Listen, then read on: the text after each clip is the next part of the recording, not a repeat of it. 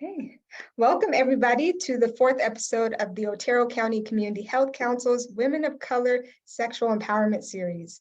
Thank you for joining us today as we continue to embark on a journey to learn and unlearn ingrained motifs of sexual liberation, sexual awareness, sexual pleasure, sexual health, and more.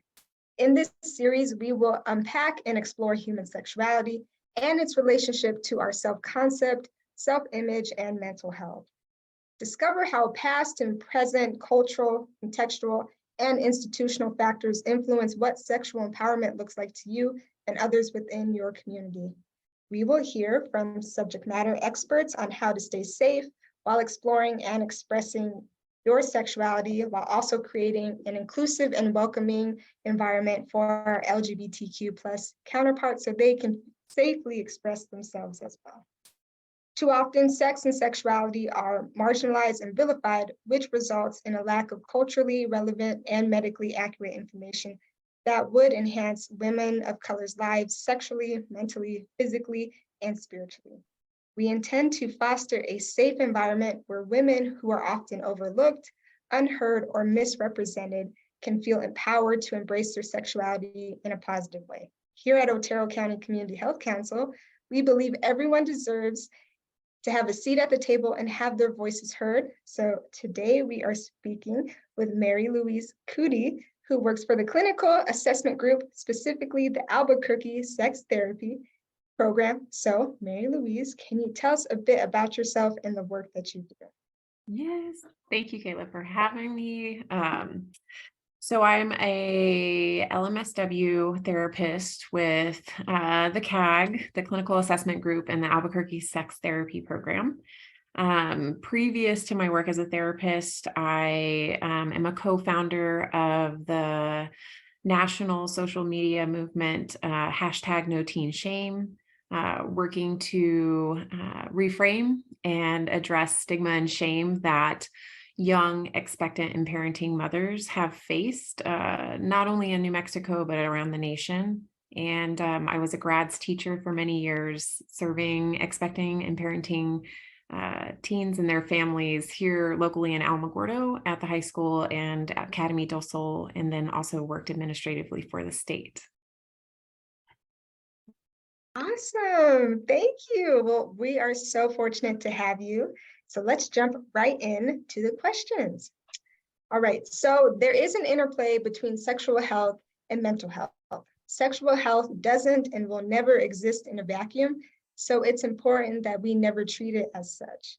Can you discuss how someone's sexual health is related to mental health, and what are the mental and physical implications of treating them as two separate issues? So with Albuquerque Sex Therapy, Renee, who is our founder, really has prioritized using an ecological systems perspective and approach, meaning that we take into account the whole person's experience. So we think about their interpersonal experiences, cultural factors. Certainly that would include identity characteristics, race, ethnicity, culture, religion, and their environment as well. And so when we take on the approach of an ecological systems perspective, we really want to prioritize working with our clients as a whole person. So part of that naturally makes sense that we would approach their care to take into account their mental health, their physical health, and their sexual health. So as to prevent that silo that could continue if we were to treat them separately. So I had discussed this question particularly with Renee, and she offered a really helpful example that I wanted to share, which is, if we have a woman who comes seeking treatment for depression and some intimacy issues in her relationship, part of what we're going to assess and learn in our intake is, length and duration of frequency. What do these symptoms present like in her life? How do they impact her daily living? And certainly any other really relevant information. But we also want to assess, is there any collaborative care happening? So has she seen her PCP or any kind of med provider? Is there any medication that's been prescribed to treat or manage symptoms of depression or not? And then certainly as we continue to build that therapeutic relationship and alliance, having a trusting environment to be able to explore what are those relationship dynamics, and is there a door that's open to be able to further explore how those symptoms and experiences may be contributing to any kind of discomfort or disconnect that they may be feeling with their relationship partner.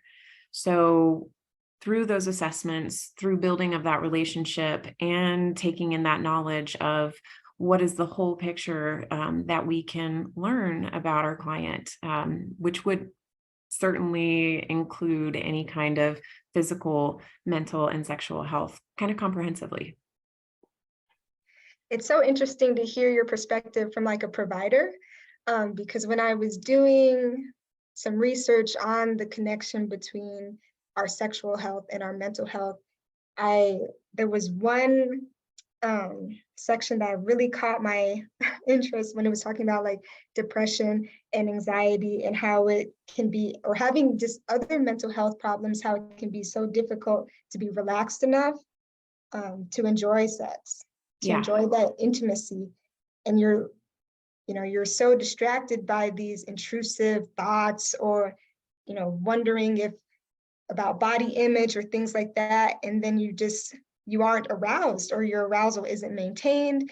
And I don't know if other women feel this way, but I mean, I've gone through, depressive moods, and then trying to, be intimate with the partner and feeling bad about myself. That's like, dang, I'm just not feeling good about myself. I can't be in that mindset, but I also have other things going on in my life.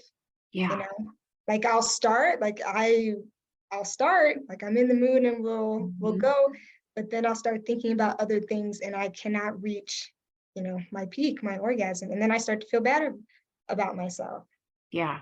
Yeah. I mean, and then that compounding effect of already, the feelings of defeat, any kind of intrusive thoughts or negative self-beliefs that may start happening, and sometimes it's like, well, change your mindset, or let's get motivated. And talking about motivation really can be quite linear in that sense, where it's not looking at, well, what are the contributing factors that may inhibit or limit this?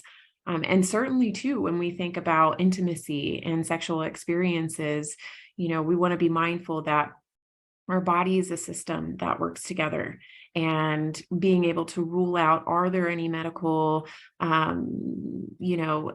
concerns or things that need to be explored that can offer assistance and provide some hope there, but then really holding space for the mental health and emotional health that goes into that. So yeah, I think that's so valid.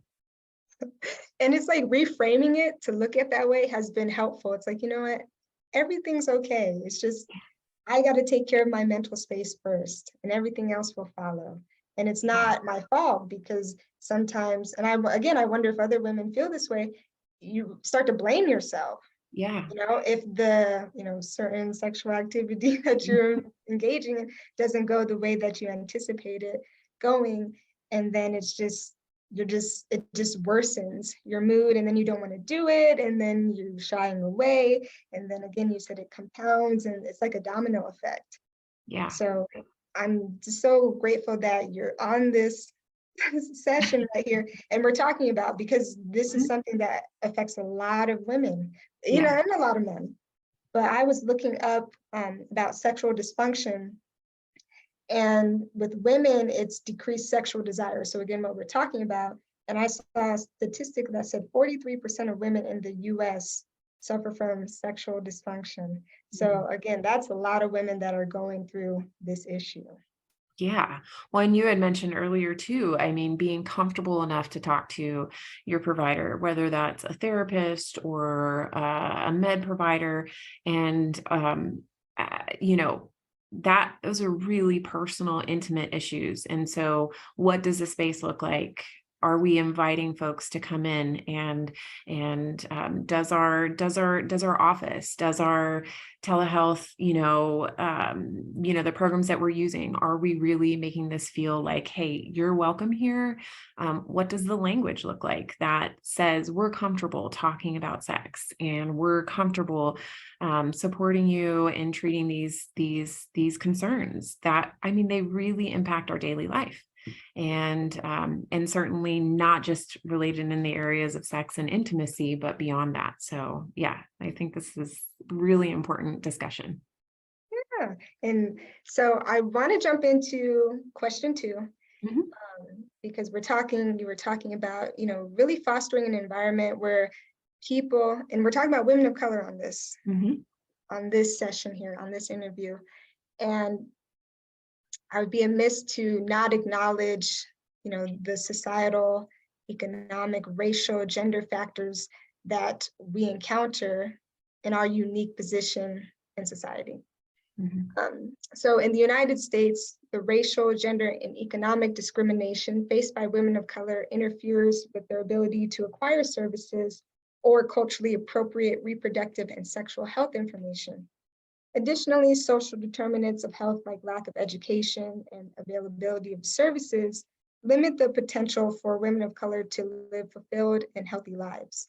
So how does Albuquerque Sex Therapy Program address the intersections of power and oppression to provide culturally appropriate services to women of color? Well, this is, I'm a white woman.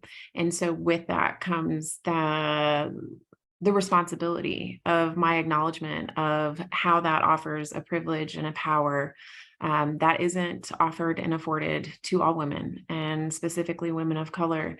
And as an organization, Renee and Albuquerque Sex Therapy really prioritizes how can we be open to accepting that and really naming that without it feeling performative, without being defensive. And so I think really trying to acknowledge that when it comes to hiring practices, certainly Albuquerque Sex Therapy is not going to just, it's different. And here's the thing too, is looking at access to services in mental health. It can feel difficult to find somebody that you're connected with, but part of Renee's practice is really being ethical in not just hiring anybody. And so being mindful that representation is really important. So if you go to our website, you can see there's a variety of therapists with a variety of backgrounds, and who our hope is that our clients can see their picture, read their biography, hear a little bit about their experiences, and feel like there are similarities in background and representation. And very, very important. Our professional development is centered around being culturally inclusive, promoting diversity, and beyond just saying, hey, we promote, DEI, but actually all of our professional training and development is centered around that. And so in the learning and unlearning of what we're all bringing in as well. So it would be, irresponsible and unethical to not be able to address and face my own biases and my own experiences, and how does that affect the therapeutic relationship that I'm building with my clients. And so I'm definitely aware, and I think it's really important for folks to really prioritize what that looks like in the care we offer. And this isn't learning that just comes to us. We have to seek out that information, and we have to be really intentful on being comfortable with being uncomfortable, and what that looks like. Yeah, that's fantastic. There were 2 things that really stuck out to me. The first one was not being performative. And I wonder if many people of color, when they look to allies, are wondering if their advocacy efforts or their support is disingenuous. So I'm glad that you touched upon that. because looking for, a provider of color is going to be hard, especially here in, New Mexico, or if you're down here in Alamogordo, trying to find one that is going to understand all the barriers and obstacles that you face on a daily, and then add in a topic like sex and sexuality. It's, Yeah. you're gonna probably shy away from looking for those services or seeking that help that you need that has an impact on your mental health. Yeah. And the other thing that stuck out to me was being intentional about learning and unlearning these attitudes and beliefs, because it is hard work to actively seek out materials, trainings to broaden your expertise, to broaden your knowledge, and step into somebody else's shoes. Again, especially when it comes to a topic like sex and sexuality, because you were taught certain things, I was taught certain things, and at a certain age, you're kind of just stuck in your ways, Yeah. Like, this is how it's supposed to go, this is the way it's supposed to go. So it really does take a lot of energy and intention to try to learn something different and then take the steps to implement what you've learned. Mm-hmm. And I think too, because when we look at access to, who are providers and clinicians in the area and in the state who feel representative of who I am and my background, and are faced with the challenges that exist, that it is disproportionate. Feeling comfortable in navigating, I encourage every client that I meet with, we have an initial consultation that is like, this is more your interview of me than it has anything to do with me interviewing you. I mean, certainly, ask me questions, but therapists who are willing to really sit with that, and also acknowledge I'm not the expert of your lived experiences, and I don't want to pretend to be that. But it's a balance of also not tokenizing, right? Do our clients, especially if I'm working with a woman of color, is it her responsibility to become my educator? And that would be completely unethical. And so being really aware of, the conversations that need to continue being had, especially around, okay, well, what does this look like for a non-woman of color who's offering services? And is it authentic, and is it ethical? Right. Oh, so good. Sorry, I got chills. About especially the women of color not being responsible to be the educator. Mm-hmm. And I know that I have felt that in many different spaces where I just felt the pressure to be the one to educate on certain like Black issues. And it's like, no, I don't want to be in that role all the time. There are going to be situations where, I will step up and voice my concerns and, just paint a different picture. But to have that constant expectation, Mm-hmm. it's a lot. And I wonder if other women of color feel that way as well. So it's a relief to hear you say that it is not our responsibility to go in and teach somebody our background, our trauma, our historical trauma, our contemporary trauma, the oppression that we face. So it's really great that you said that.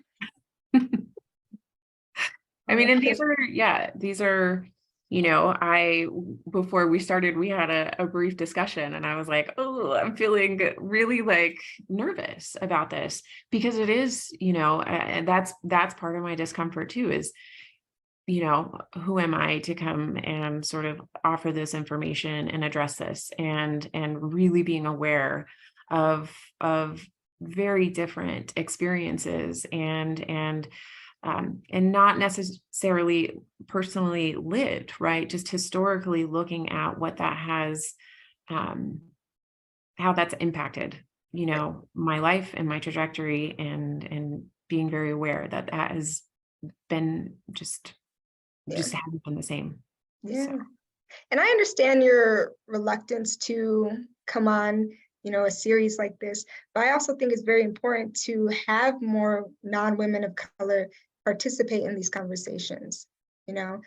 It's because at the end of the day, we should all be unified. That's the Yeah. that's the whole goal at the Yeah. end of the day. But the first step is really having these conversations and stepping outside of your comfort zone and addressing the privileges that we have, because you have privileges that I don't have, and I have privileges that my counterparts in my culture don't have. So I just think it's important that we get as many voices who are genuine about having this dialogue and having a real genuine dialogue into this room. Everybody deserves a seat at the table. And these are real issues that impact so many people. So we need as many seats filled at this table that we can get. All right, so I want to shift gears just a little bit and discuss the plethora of services offered to your clients at the agency. So some of those services include sexual health coaching for women and men, group therapy, sexual awareness in children, sex positive therapy for relationships, straight couples, mature couples, and LGBTQ couples. So when providing positive sex therapy for relationships, what are the most common concerns clients have? And then what are some ways you all work to address those concerns while adopting a multicultural lens? So definitely, I think rooting everything in that therapeutic alliance. So leaning into the relationship building with our clients from curiosity.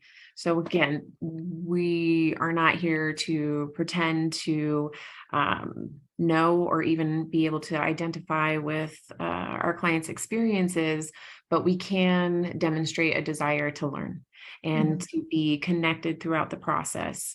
Part of remaining sensitive to the topics and the specialty focus areas that we prioritize is knowing that nothing is off limits. And so if I'm uncomfortable talking about sex, or if I'm uncomfortable working with a queer person, or if I'm uncomfortable, and we all have our own discomforts, right? But that's going to come through. It's going to come through really quickly. And so this may or may not be true, but I feel like this is not the kind of field where you can fake it till you make it. Right. So whoever is on the other side and who's coming to you for that support is going to be able to feel how authentic this process is. When we think of inherently the shame and stigma that's accompanied with talking about sex, and certainly when we look at sex positivity, and historically, but even present day, right? Culturally, there is just a huge conversation that continues to unfold in the country that is quite divided when it comes to how do we talk about sex, who should we be talking about sex to, what type of sex can we talk about. And so we definitely approach our care that we provide from a sex positive lens, from a health positive lens, certainly looking at the aspects of sex for pleasure, which is, it's really important. And being aware of barriers that exist. So what do those barriers look like at a systemic level, right? So access to care, are there providers and clinicians who share backgrounds and who feel representative and who can be empathetic and supportive of specific cultural factors and dynamics that may be at play, and distrust in the system, right? When I come to you with this really personal and really sensitive experience or concern or questions and curiosity, how will you meet me? And I think when we think about common sort of barriers or fears that folks come in with, I think a lot of that is rooted in shame and fear. So what is the internal and even externalized shame that we felt from how we identify, what we do, what we enjoy, what we like or what we don't like, and has there been a breach of trust, right? And so thinking about when we talk about kink, and when we talk about fetishes, and we talk about different types of relationships, certainly that can be really challenging for folks to come and bring to essentially a stranger initially, before that therapeutic alliance has been built. And when we consider the experiences they've had in disclosing or sharing that with others leading up to this, has your family been comfortable? Does your religious or faith-based background support this? And socially, are you feeling accepted and welcomed? And so being really mindful of all of those significant dynamics that are at play. Right. You're giving me a lot to think about. So yeah, so two things. The first one about your comment about in this particular setting field, you can't do the fake it till you make it. You have to be authentic. When you said that, I started thinking about before this series started, I had taken a human sexuality course for my program. And at the start of that class, I was so shy. I was a bit reserved, I was like, oh, I don't know how I'm going to feel. I was really uncomfortable about some of the topics that we were discussing. But my professor was just so open and so comfortable. And like, she would talk about those topics like the way we're talking. I mean, here we are, we're giggling, we're smiling, we're stumbling over our words. We're having a conversation, Yeah. and that's what you need to feel comfortable having a conversation about, like you said, kinks, fetishes, all of that.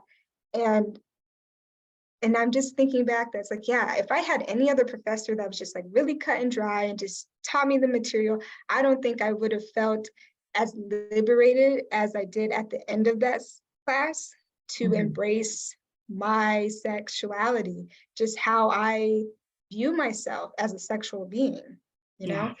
And it really is so important just to be able to connect with somebody, especially on a provider level, to connect with somebody, to have that open discussion about what I like and how all of the opinions of others or the norms that we grew up learning, all the stigma that we face really impacts us. Because it's not that, like you were talking about shame, the shame is coming from outside sources and what we think others are going to think of us.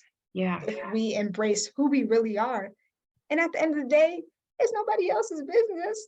But I mean, it's a sad reality that those outside factors influence how we see ourselves. Yeah. And we don't want to feel alone in our experiences. And I think when we,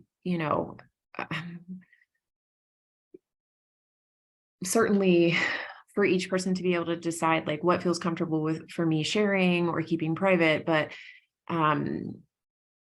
to not feel like we have to hide these parts of ourselves because it's too dangerous to share them, or the safety and security doesn't exist, at home or in my workplace or even in my relationship. And so thinking about, the benefits that really hopefully can extend to when you have a place that feels safe and secure and a person that can help you sort of hold some of that information and start to make sense of it and develop your own self-determined goals, and trust in your decision making and confidence in that.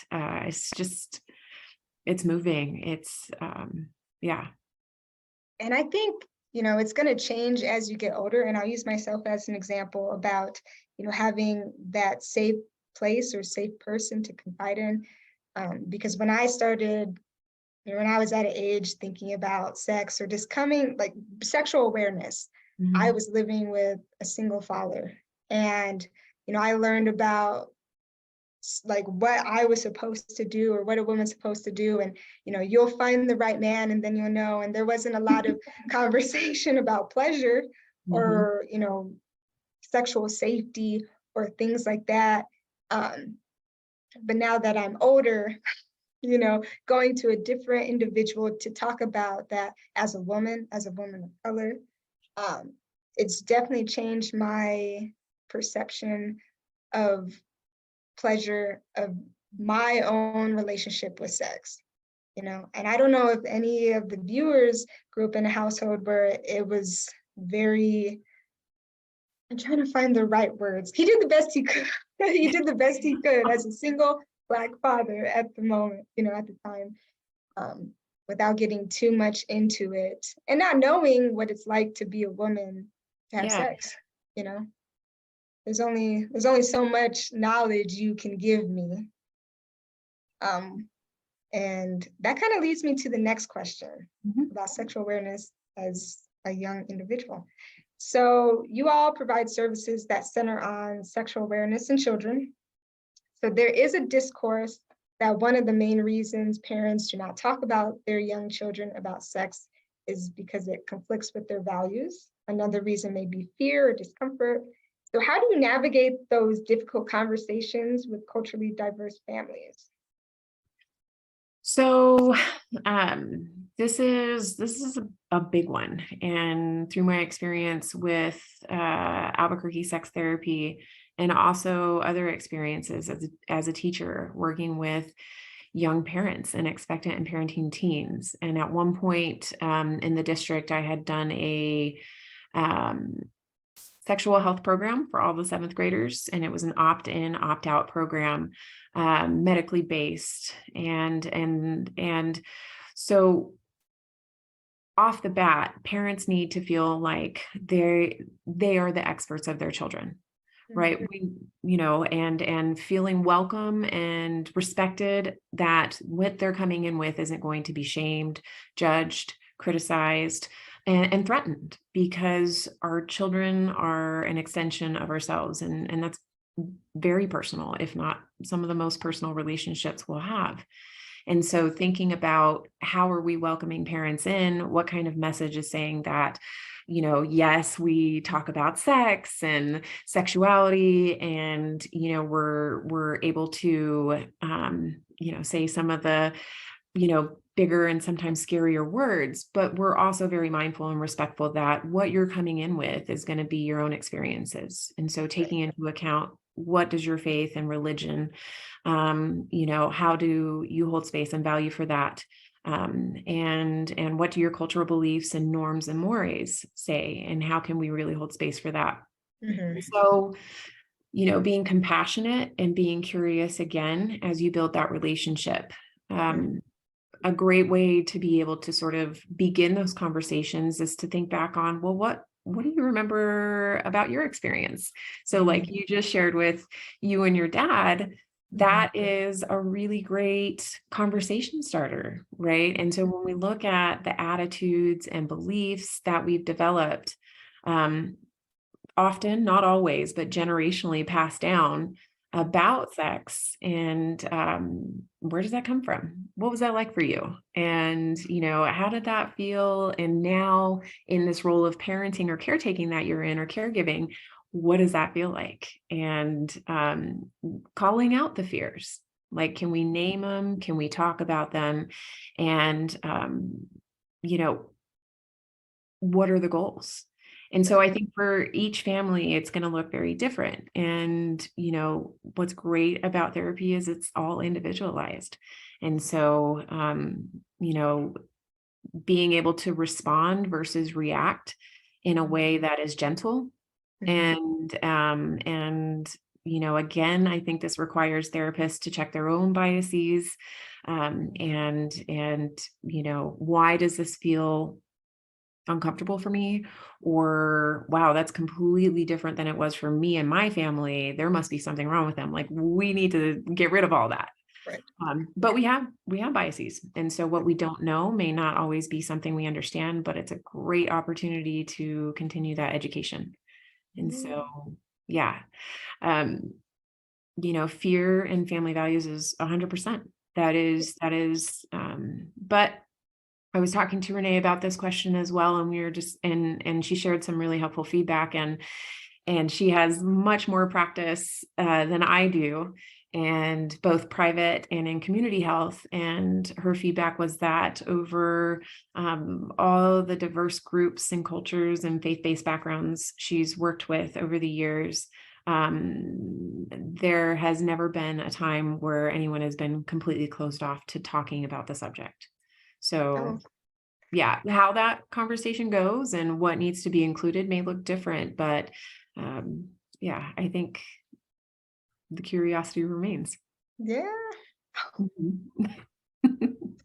I just love how person-centered the Albuquerque sex therapy approach is. Because like you said, it is going to look so different for everybody. No one person in a culture is going to be the same. There's subcultures within a culture, and we all have such different lived experiences and different thought processes that it's so important to acknowledge that and incorporate that into the treatment plan and therapeutic alliance. So I love that you all are very cognizant of that. Mhm. I think I shared with you when we had first met, my background in cultural influencers. So my mother is from the Netherlands, my father is American, and we grew up mostly overseas in Europe. And, our attitudes and beliefs about, our bodies and about, what is okay, not okay, or sort of acceptable, not acceptable was it was different. It was a different environment. And so one of the things I think of is like family changing rooms and pools. And sometimes that was the only thing available, was a family changing room, or, changing young children in front of each other. And, it's very influenced by culture and society. And I think having conversations about what that looks like, even in my own home. I'm in an interracial marriage and we have a blended family, and we have to have conversations about, okay, well, this feels like super comfortable for me, and this was really comfortable when my kids were younger, but what's this like for you? And let's talk about that and make sure this feels okay for everybody. Yeah. And I think that whenever, excuse me, you have to have those conversations. I think that's where the self-concept, self-identity, the identity, the confidence in your beliefs really comes into play to have these conversations. If something feels important to you, then you have to have that confidence to stand by it and have that difficult conversation with your partner about, like, this is, like you said, this is what was comfortable for me as a child. I don't think that it's wrong, but what do you think about it? Let's come to, a middle ground. Let's see what we can do as a partner for our children. And maybe there are things that we can change for the future instead of repeating the past. So again, it all just ties back into your mental health, your self-concept about what's important to you. What do you want to carry on when it comes to sexuality with your children? So and now I'm wondering, co-parents, like how do you navigate those challenging conversations when the backgrounds are so different, and still remain autonomous, right? And have your own individuality. And in therapy too, can we support this family and this couple in making a decision where, where are the negotiators, where are the deal breakers and the boundaries, and, really being mindful of, the importance of every person's voice, including the kids too. Yeah. So.